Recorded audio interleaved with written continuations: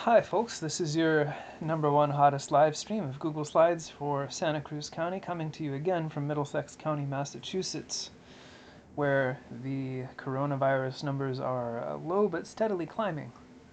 Uh, Speaking of curves, I have a bit of a curveball for you today, because having this problem with some of the recent lectures, the algorithm on YouTube is taking it really seriously, and hooking up a lot of actual Christian content on the Play Next tab, um, which means that presumably my videos are showing after somebody's like nice home movie of a church service, and I don't want to confuse people about what this live stream is on about, which is not necessarily affirming the rightness of Christian belief. So today we're going to talk about pagan miracles for a change. It is a twofer, again. Uh, and the first one we're going to be talking about is not really a bad miracle, it's just a really weird one. The bar was in many ways higher for pagan miracles. In other ways, kind of lower, as we'll see as well, for miracle number 2. It's a very different scene. Um,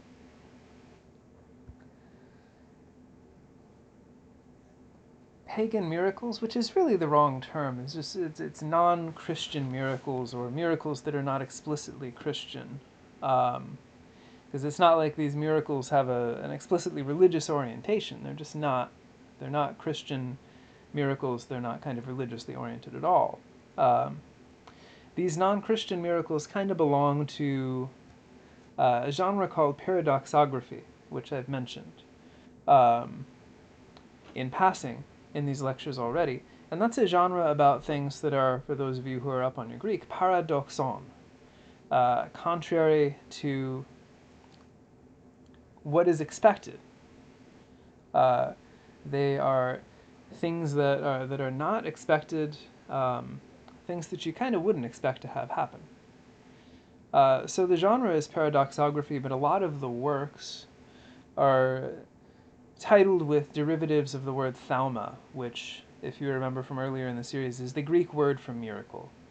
And it means like something that's worth looking at, something that's worth checking out. So if you're looking for non-Christian miracles, you want to find the rich vein of them is in this genre of paradoxography. And there are kind of a lot of collections, a lot of different names. There's a pseudo-Aristotelian one, there's a one by Theophrastus, there's one by an Antigonus and Apollodorus, not any of the famous ones probably. But Phlegon of Tralles is probably the biggest name in paradoxography.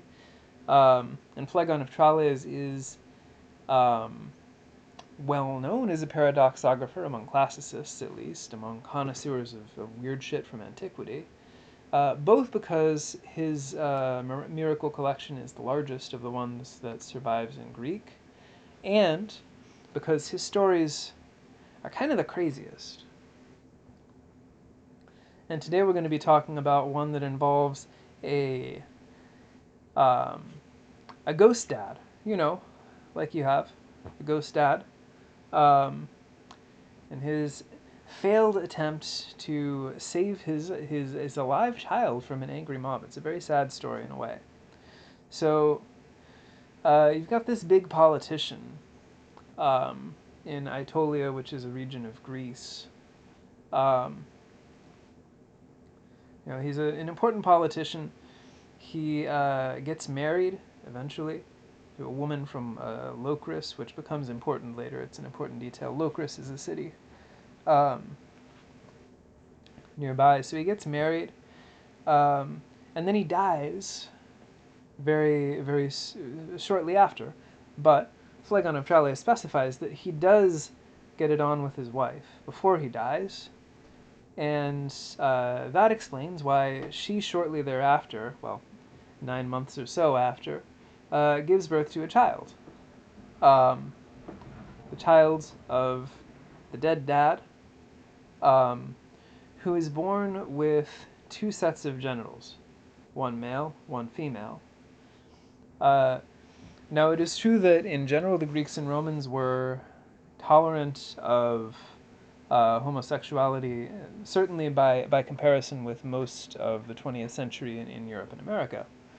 Um, they were, in a way, not very tolerant of intersex individuals, um, at least individuals who are biologically intersex, because these are regarded as prodigia, or teros is the Greek word, and that's the one that Phlegon ascribes to the townspeople who find out about this child having two sets of genitals somehow, and what they decide that they need to do then is just murder the kid, um, which is something that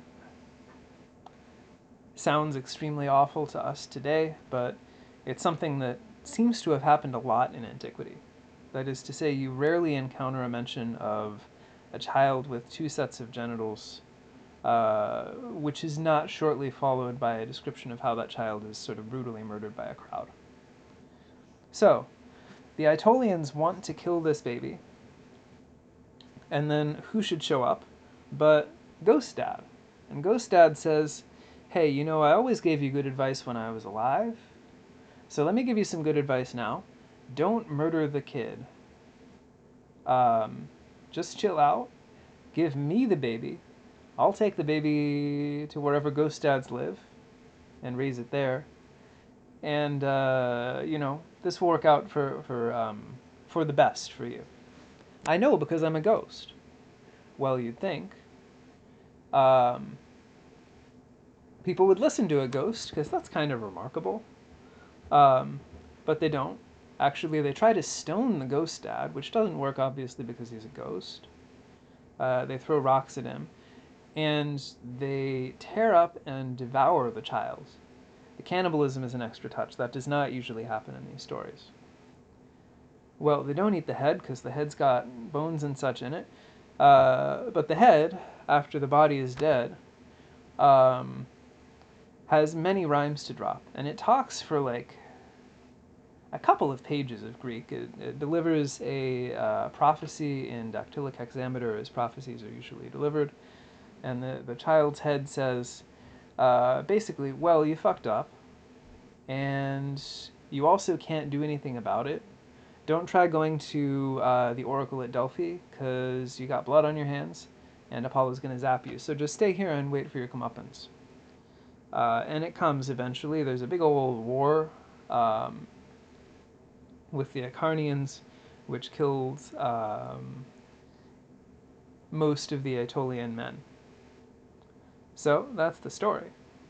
And it's an interesting story because it actually involves this kind of a triple miracle. There's this kid who's intersex, and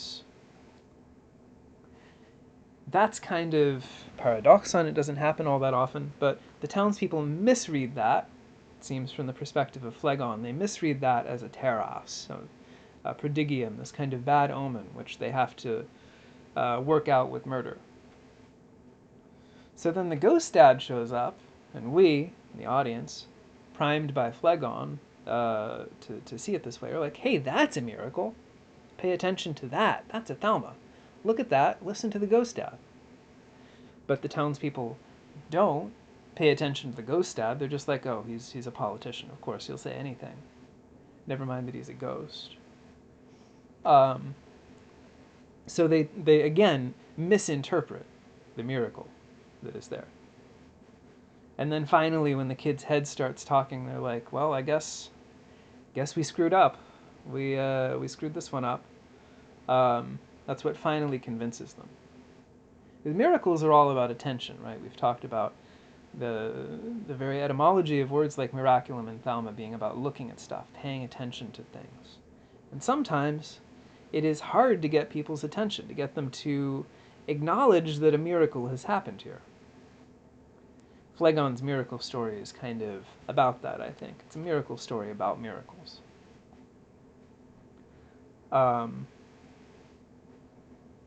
Non-Christian miracles are often really, in a way, about what's worth paying attention to, or about paying attention to, what you should pay attention to.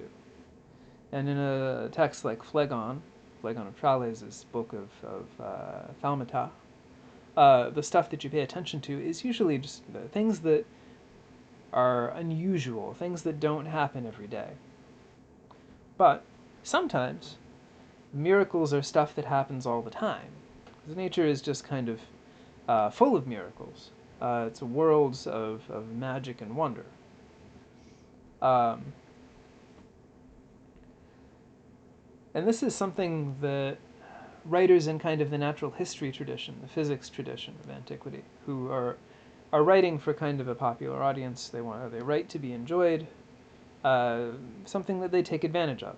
So, for instance, Pliny the Elder, writing about water in the natural history, in book 2 of his natural history.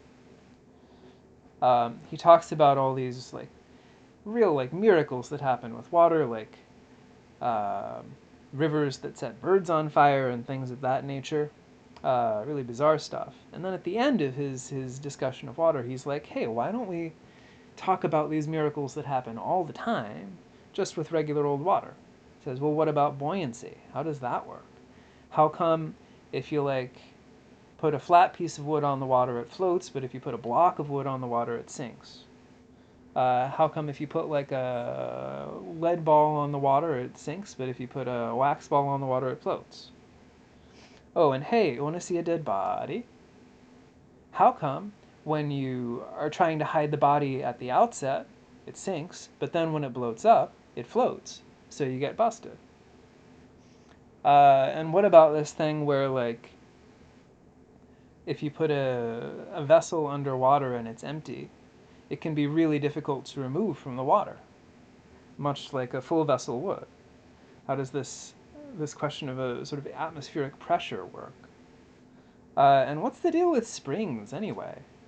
Uh, Side note here, if I catch any of you translating fontes as fountains, I will be... Well, I'll sigh profoundly, I will sigh deeply. Fons almost always means a spring, sometimes a river, sometimes metaphorically like a source in Latin. It rarely means like a fountain, basically because fountains were extremely rare in the ancient world. It's not like there's a water fountain on every corner or a fountain in every mall food court in antiquity. Um, but what is the deal with springs? He says, well, why does the water in springs come up when water usually goes downward? How is water forced out of the ground in springs? These are some of the many miracles that Pliny mentions with respect to water. These are things that just happen every day. These are things consistent with everybody's expectation about the law of nature, and Pliny's just pointing them out and saying, hey, well, why? Maybe these things are worthy of attention because they are very strange if you think about them. The rhetorical device he's using here, by the way, is something called a synkusis, which is a pouring out, and the metaphor is that you're just like pouring out the whole jug onto the floor because you're using all of your stuff at once and mixing it all together. It's a rhetorical metaphor based on the idea of using water, so it's a bit of a rhetorical meta-joke.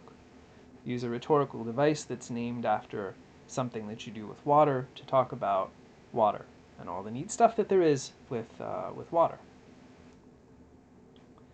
Well, so this about, I think, gets the range of non-Christian miracles that there are. You got the really spectacular ones, like the story that Phlegon tells about Gostat. And you got the ones that are just completely everyday, like Pliny's discussion of water. Hey, stuff floats, that's weird. The thing that all these different kinds of miracles have in common is that they're basically employing a rhetoric of attention, which, is what miracles are. When we talk about something as a miracle, we're saying pay attention to this. This is worth paying attention to.